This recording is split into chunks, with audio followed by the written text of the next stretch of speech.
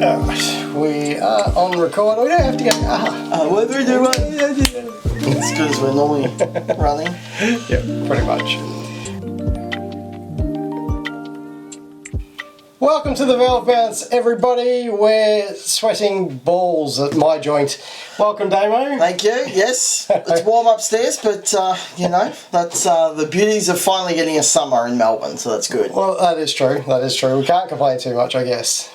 Yeah. How you been, mate? Mate, it's been a big weekend. We had F1 testing and obviously first round of the V8s. We have. There's a lot happening. It was a busy weekend for me, so yeah. I was catching up on a bit of it on a bit of delay and asking for no spoilers on the social chat. Oh, I think that was you and me both. We were both out on Saturday and it just couldn't actually watch anything, and I caught up very early on Sunday and with a big hangover, I'll add, and then tried to watch the rest of it as well, and I saw parts but I missed parts, and then I rewatched parts, and it was one of those weekends. But anyway, let's get on to the V8s. Yeah, round one.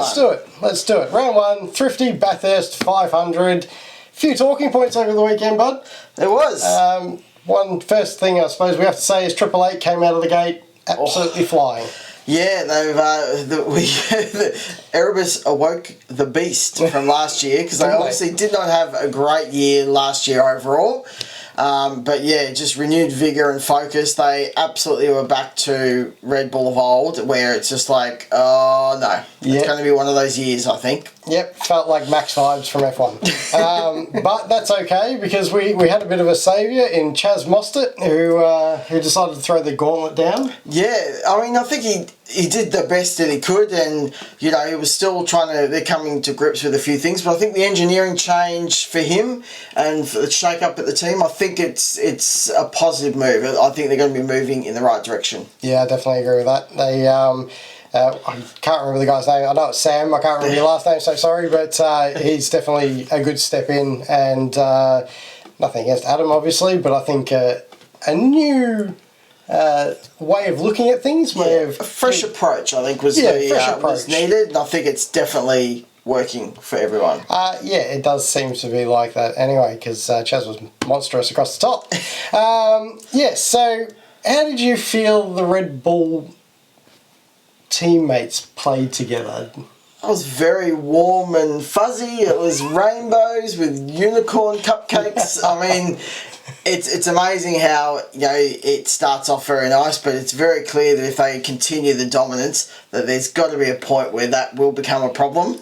But they played very nicely. They did. I felt like, and don't come at me, but I do feel like the strategy played into to Brock's hands on the Saturday to get the race win, which I kind of felt sorry for Will, but the fact that he got the win on the Sunday, I suppose it's even keel. I think there was definitely talk in the debrief about why did you pit me, and they'll be like, oh, I swear it was going to be a safety car. And it didn't look like it was going to be, but yeah, the other car made it back. Speaking of that last race, just to drop over that really quickly, that Chaz Mostert mistake in the chase. Ooh. I'm going to put it to you. What do you think would have happened if Chaz had pitted the lap before, which is when I thought he would have pit?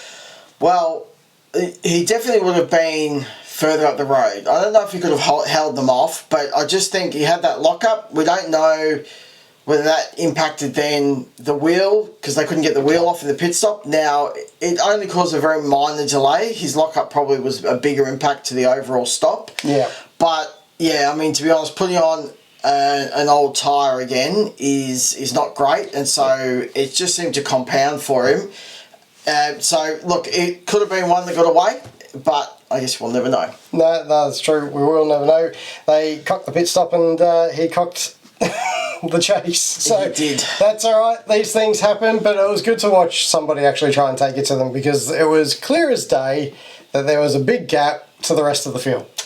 Yeah, it definitely looks like it's going to be Will, Brock, and whoever else can clean up in the spots following. And I'm sure there are going to be some tracks which will favour different cars, which will give the opportunity there. But Red Bull, typically when they're going strong, are pretty consistent across most tracks. So, They are. yeah, it'll be interesting. Let's just see whether they can maintain it. Yeah, well, I'm hoping that Chaz at least can maintain it. It would be nice to see a consistent run by that team. Definitely. Especially with the like of Woody. He had a shocker, but at the same time showed some brilliance. So, a lot of speed in that kid. Yeah, he definitely showed he's got the speed. I mean, like he would have, could have, should have been Made in the 10. top 10. You know, obviously his outright pace was there. Questions about that safety car and things. Yeah. Sorry, the yellow flags, I should say. And he just got caught up in the wrong things. Like Both at the start. Yeah. Didn't even get an opportunity to show anything. Yeah. So it was a bit of a tough weekend for the rookies overall, with 2 out of the 3, I think, sort of challenged a little bit. Yeah, I think a bit of baptism of fire. I mean, for Woody, you know, not his doing, and it's just one of those things. Yeah. But I'm sure he'll come back stronger at the AGP. Yes. Tickford, mate. What a bad like I was trying to think, like, you know, down to 2 cars. It's going to be, you know, focus and strategy, new CEO. Like it's all going to be a great thing. Yeah. I don't know whether maybe I'll just call it that. Maybe the pressure of the fact that Cam probably is feeling from outside as well as internally about, okay, this is his opportunity to be a championship winner. Yeah, for sure. Because he did make some mistakes. There were some team mistakes. You know, the team was not fast at all. They really struggled. No. And then he had that opportunity to probably get into the 10 and overshot the last corner, which is, you know, that's the time when, yeah, as a champion, you don't make those mistakes, so you can always keep yourself up there. So Yeah, look, I mean, the car does look tricky. I will give him that. But the fact that Thomas turned it around on the Sunday and brought it home in 4th probably showed a bit more of a level head, maybe, perhaps. Yeah. Let's move on to the Penrite team. Good old Penrite, eh? Because you made some bold calls. We'll get some did. predictions and stuff. So, what do you think about Penrite? I think they had pace, right? Yeah. I think they definitely had pace. They didn't execute in qualifying on the Sunday. Stanaway had a really good start on Saturday, which was fantastic to see. Matty didn't quite get enough out of the car, in my opinion. I think there's more in him, and obviously beached it, which screwed Woody. Yep. But I feel like the team's still there or thereabouts. They've come away second in the standings. Yeah, they're a long way off Red Bull because obviously they pretty much maximised everything. Yeah. But I still think as a combination, they're one of the strongest in the field. Yeah, they definitely need to just lift overall. The drivers just another, you know, sort of 10%. The team just getting a bit better. They were off the pace initially, but they showed, I guess, a bit of quality in terms of the way they turned it around. Yeah. So looking forward to see how they go. Yeah, I think they'll be doing all right come the next few rounds. And so one standout, which we sort of predicted but didn't predict, Reynolds.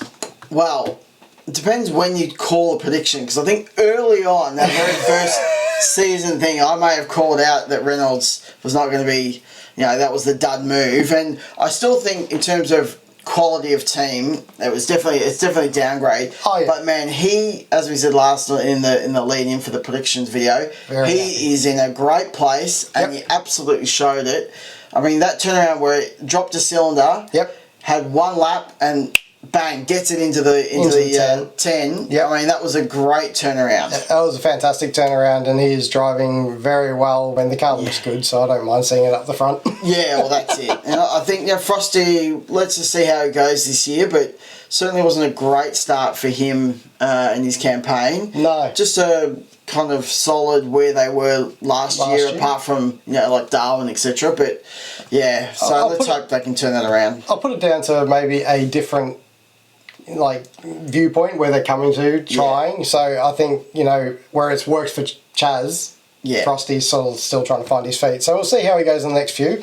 I'm sure he'll get on board and adjust, and he'll be as quick as ever. So Matt Stone Racing had a pretty good weekend. Yeah, I think really good solid weekend for them. I guess for me, Nick Percat, I don't know what the hell happened at Walkinshaw, WAU, but it's just like back to, it's like Nick of old. Yeah, Nick of old, where he can actually deliver what he wants to do. Yep. So that was good. Cam, really solid, especially like was right up the front there. You know, still finding his feet a little bit, made a little error which happens, but you know, like absolutely ripper start for MSR. Oh yeah, I mean, Cam had a solid 5th placing in that first race, and he was 3rd for majority of it. So Yeah. I'm really, really impressed with MSR at the moment. They've really hit the ground running, which is really good. Yeah. And I'm looking forward to seeing how those guys progress, because if they can start mingling at the top, Yep. even better. More teams, I'm happy. Yeah, that's it. That's it. Going from, you know, the riches of MSR to the pain of Shell V-Power Racing. Oh, mate. What an absolute shocker. I mean, they were effectively the last, sometimes, or mostly the last car in the Mustang field. Yep. They struggled immensely with the heat and with brakes. Yeah, they did. Like, the car was just so slow. Even despite, like, when you start talking about some of the top speed things that Chaz brought up, you know, even though they were at the back, they were still up there matching, you know, 287 or 277, yeah, something around that, which was 1 or 2k off the Red Bulls. So they definitely had some sort of pace, but they just totally lost it. They must have been losing it through handling or something. It was terrible. Yeah, I mean, the braking was definitely an issue, so I don't know if that's, you know, again, a setup issue. It must be, because Tickford had something similar going on where the brakes just weren't gelling with whatever they were trying to do. So, yeah, I don't know what you can say, really. They are regrouping and trying to improve, and I'm sure that Ryan's story will get them up and running, but for the time being, I think anyone who's a DJR fan might need to just relax a little bit. Temper their expectations. Just hold on. It'll get better, I'm sure. Yeah. Well, I guess in line with that, you know, when we start talking about the engines themselves. Yeah. What are your thoughts there? Because quickly for me, I fell into doom and gloom straight away. Chaz was talking about the engines being bad, and I'm like swearing under my breath, going, they still can't get this shit right. And then, like, there was this puff piece, and Larko came on. He was like, "Oh no, like I swear, it's the setup. You know, these guys over here, the Shells, they're up there." And I was like, "Oh mate, if they're doing another fluff piece." But then when they showed on the Sunday, I was like, okay, something's gone wrong with Chaz's engine. Look, I think it's a little bit of column A, a little bit of column B. I think what Larko was talking about is absolutely true, but you could really see, especially between Chaz and Will in that last race, Chaz would take 5/10 across the top, and sure, that's set up and so forth, but he would lose 7/10 down and up. So it's really hard to say that that's completely set up. I do feel like there's still slight. It's a lot better than what it was. I will give them that. But at the same time, I think there's still a little bit of work to be done on the engine side. But what I will say is, well done, DJR, because you guys have done a lot in just a 2-month period, really. Yeah. And I think it shows leaps and bounds, because they do appear to be better drivability wise, and how they look after their tyres. Yeah, and I think they've obviously done a lot of work, and the transient dyno stuff's obviously been delayed while they kind of get their engine sorted. Yep. And I guess on the flip side, you know, Supercars' response with Tim Edwards at the helm is really great. We'll touch on that next, but like, I just think that either Chaz has a dud engine or the setup was there. I'd be like, if it is set up, it'd be a bit disappointing that Ryan and Chaz both were still talking about it on the Sunday. Yeah. I was, as I say, on that first, he was second as they came off turn 1 on that first race, and then like there was no camera shots for ages before the replay. Two cars passed him. I know. Oh, like Hill got through, and I was like, oh my god, yeah, it's happening. But you know, I think it looks like maybe a dud engine, or maybe if it was set up, you know, really then Walkinshaw need to just temper themselves a bit. I don't think it's a dud. I think there's just I think that the Ford engine's just missing just that last little bit. And it's the smallest amount, I reckon. But the other thing to note is that I really found watching a Camaro draft a Mustang was far easier than it was for a Mustang to draft even another Mustang or a Camaro. So, I mean, aerodynamics are pretty well bang on, I think. Pretty much bang on. But there might be something in the fact of the way they actually draft each other and how the engine works. Yeah, but look, we're not professionals of it. Oh, yeah, definitely not professionals. We don't know enough. We're not experts, that's what I'm saying. And, we'll have to wait and see what comes of the Transient Dyno later in the year.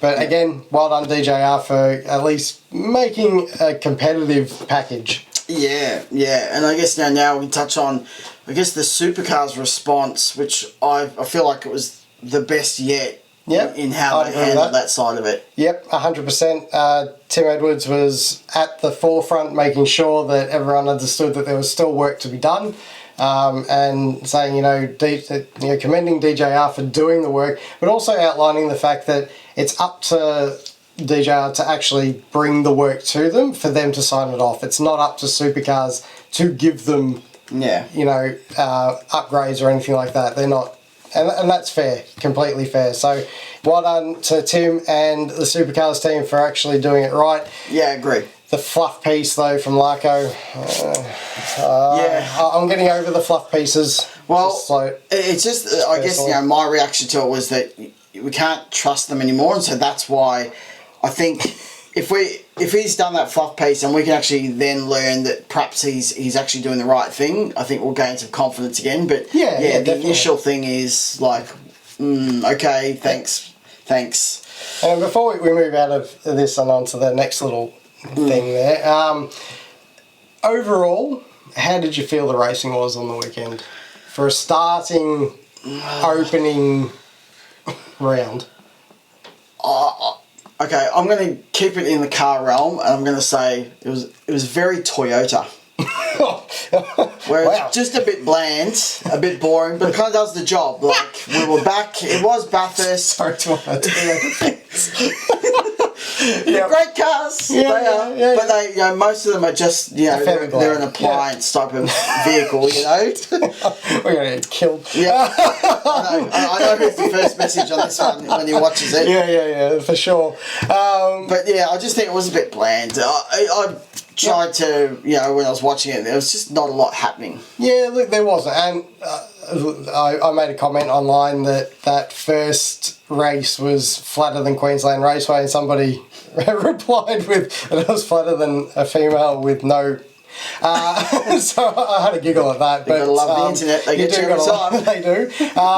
And it was just a little bit flat for me, especially that first race. The second race was a little bit more interesting because obviously he had Chaz in the mix, trying to chase down the Red Bulls and quietly hoping that he would win, but obviously he didn't. But yeah, overall Bathurst is just keep it to the 1,000, even though, to be fair, the 1,000 hasn't been great the last couple. I still think that it should remain the 1,000 and not have Supercars there twice. Yep. Alright, so on to Boost Gates. Yeah, Boost Gates. We had a little problem, a little malfunction, wardrobe malfunction. Yeah. Brock Feeney couldn't get the hat to fit over his ears. Right. Sorry.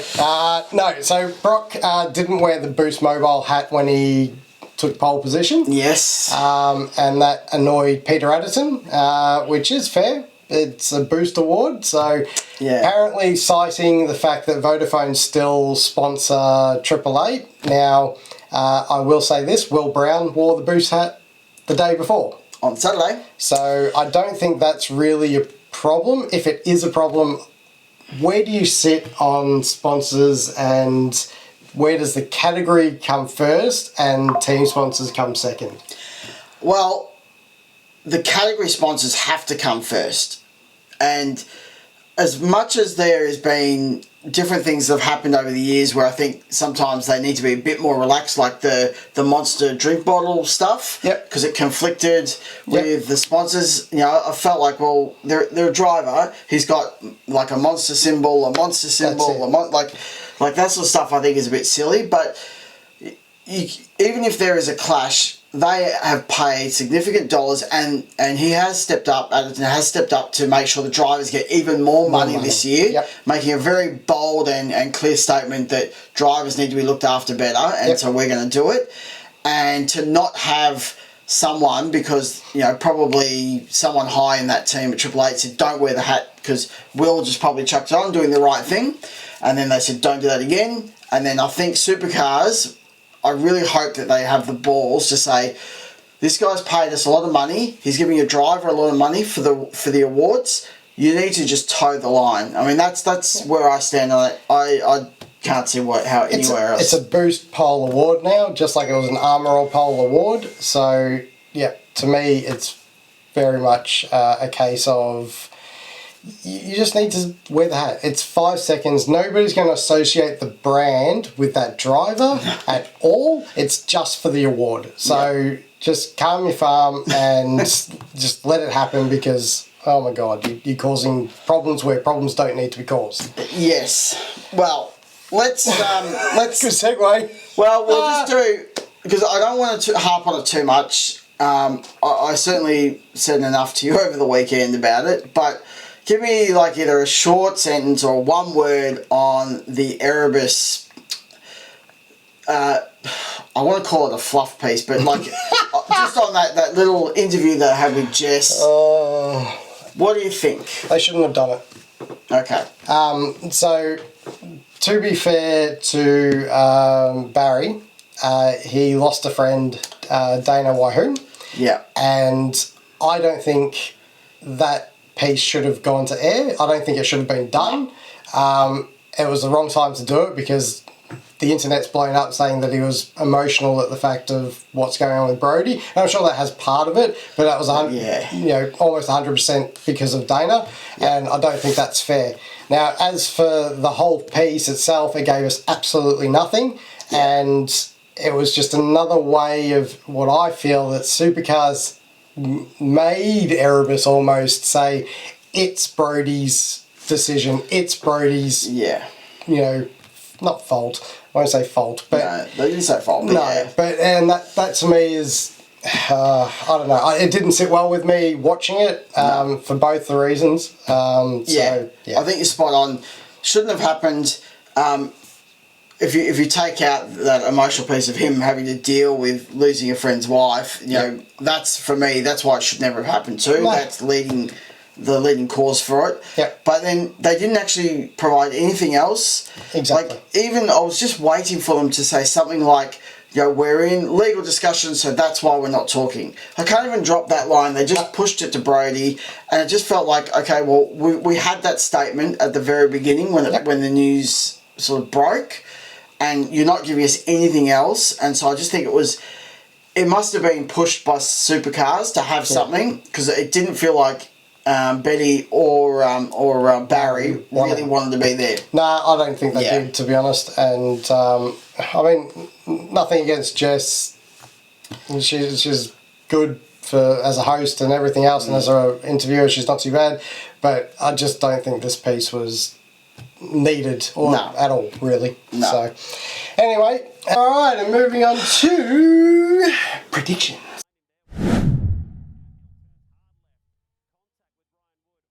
We don't do a great job. We really didn't do a good job at all, did we? Sorry to everybody who thought we might know something. We don't. Well, we never claimed to. But, true. but I guess it was always going to be a bit tough. The unknown about the engines, the aero. Yeah, there was a few things that we needed to sort of get it right. And look, most of those didn't really make an impact to our predictions, so it's not an excuse. But we were also probably not doing it with our head and more with our heart. Definitely. Look, we were hoping for these rather than actually thinking that would be the case. But right, so let's have a look at our predictions. I put out that Davey Reynolds would get the pole. Yeah. I was wrong. Oh, yep. Okay. Will Brown. Well, Will Brown did a great job, actually. He did a really good job. Congratulations, Will.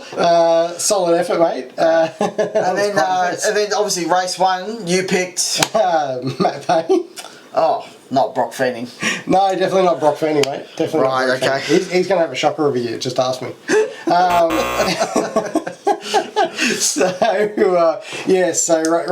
The shootout in race 1 was not good for me, and it didn't really get any better. To be fair, my next prediction, I felt almost came true in a sense, because Woody had a lot of pace, but he didn't get his last lap together. So, unfortunately, I also got that wrong, and then I said Jack LeBrock, and, well, Erebus were a bit nowhere. Yeah, they had an okay, but certainly Miss you, Brody. Yeah, sorry. from where they were last year, they obviously had a pretty average. But I guess with things like that going on, yep. Who knows? And for me, Macaulay Jones didn't even touch a wall, mate. Yeah, your fender bender. He was not fast, but he was clean.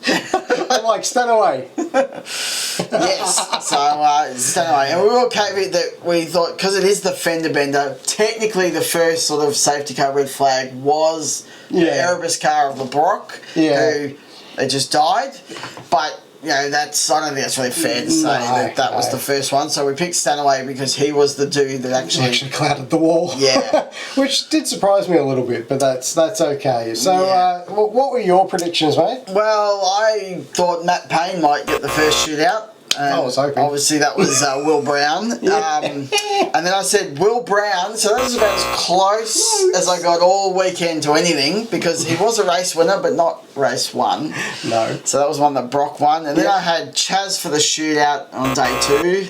Whoa. That was close. I reckon that was the closest, because it was 0.1 of a second, so it's close. I think it is, but what is I was going to say Toretto, but I was going to say no more Fast and Furious quotes, I promise. And then I thought that Cam Waters would come good on day 2. And look, I did pick Jackson Evans. He was probably the best rookie. He did probably, didn't he? I think he did, but nothing major. No. Aaron Love had a much more real tough one, really big debut, and Woody with not much. Not much of it was his fault, but was involved. So yep. So grand total of 0. So we're on a level playing field across the board. Yeah, we will just delete round 1 and start again. Start round 2. What do we get if we get nothing for the year? I don't know. Maybe I'll give you a donut, because that's wooden spoon or a donut, I think. Okay. So that brings us to our segments that we're going to be running throughout the year, which we're going to call one the NOS Award. Yep. See, I've already referenced Fast and Furious straight away. Terrible, yep. I was thinking ahead, you see. And that's really going to be for those, the point system for those that have done really well, that we think we want to award some points towards the weekend. Not necessarily race winners, but people who have done well over the weekend. Yep. It is a driver's award too. We're not going to do teams. So that's sort of our first one. Our second award is going to be the Rod Award. Yes, so the broken conrods. Correct. So for someone that's probably not done their best effort on the weekend. Correct. And so we will pick those out, and I guess let's kick it off.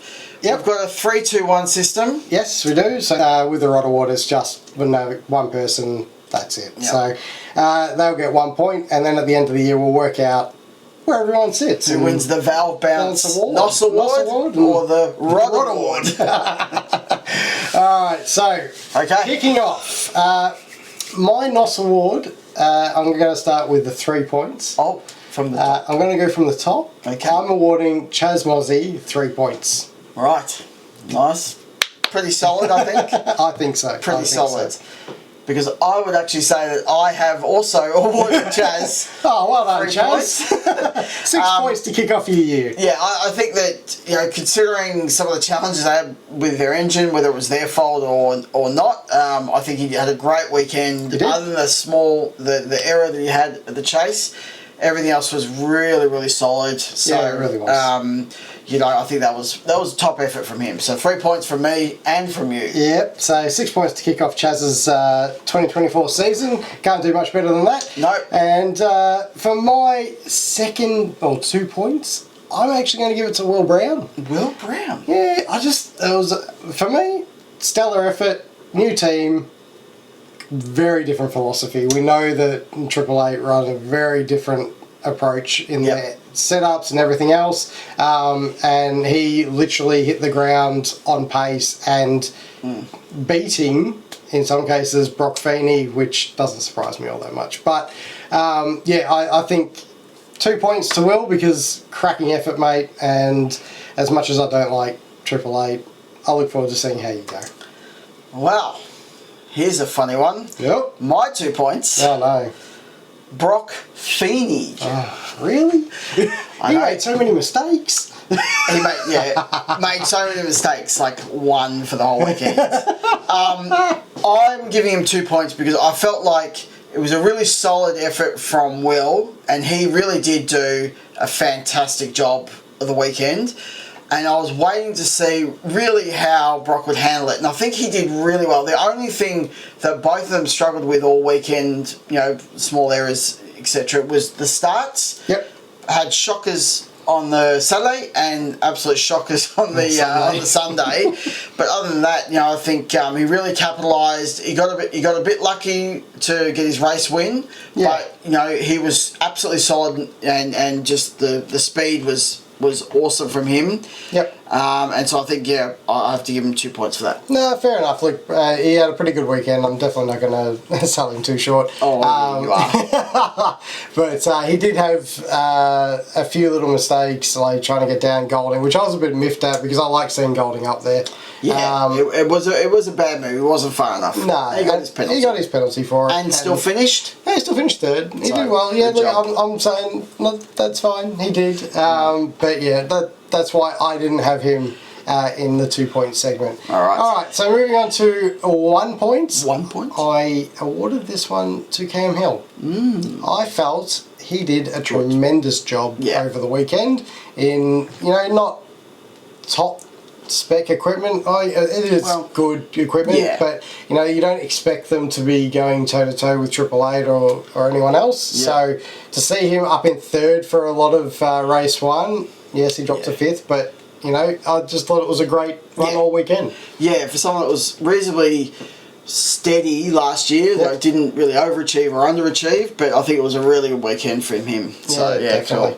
Cool. Who you got, mate? I have for 1 point Davey Reynolds. Yeah, it's a good shout. I just felt like his buzz over the weekend, wasn't perfect weekend for him in any way, shape or form, but I think really for me, I thought I've got to give him 1 point.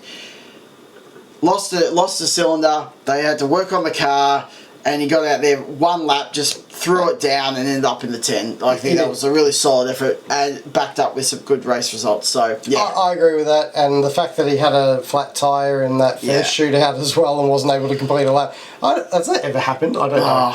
But I'm sure it has, but shocking. It doesn't happen often enough that I can remember. No. So that was pretty crazy. But well done, Dave. You've got 1 point. Cam Hill's got 1 point. Brock Feeney and Will Brown have 2. And Chaz is on 6. Yes. Good. I like this. At least he's winning something. Very true. Alright, well now, let's move to our Rod Awards. And I'll kick off in controversial style. Anton De Pasquale. What? I'm going to give him the Rod Award. I think there was others that had really bad weekends, but he had one good qualifying and then finished behind his teammate who didn't do that well either. We've already spoken about DJR as a whole. And I just think that for a young kid who showed so much promise, we're just at that stage of, could be a make or break year for him. And it just did not start well at all.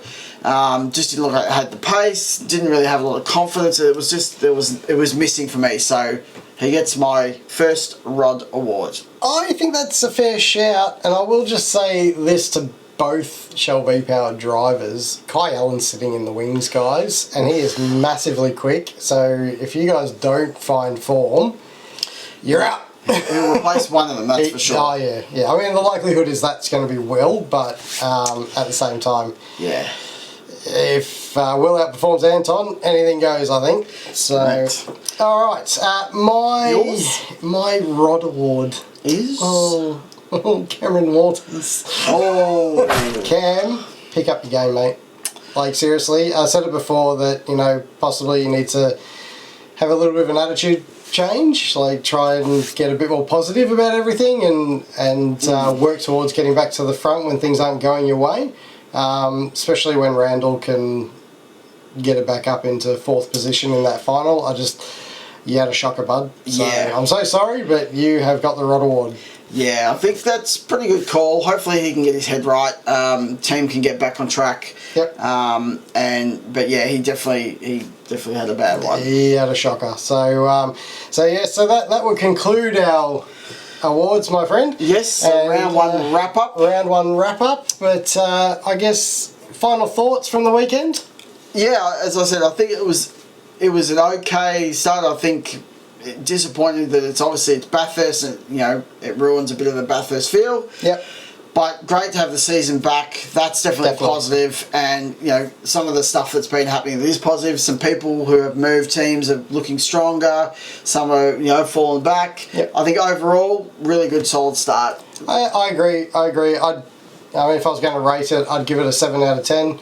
It wasn't spectacular. It wasn't bad. Yeah. And I really like the fact that Supercars got at the front of a lot of the aero and parity stuff. Yeah. That makes me a lot happier because they just need to be translucent with all this information, which appears to be somewhat happening, so I'm happy with that. So congratulations to everyone involved. The other quick mention I will say, Yes.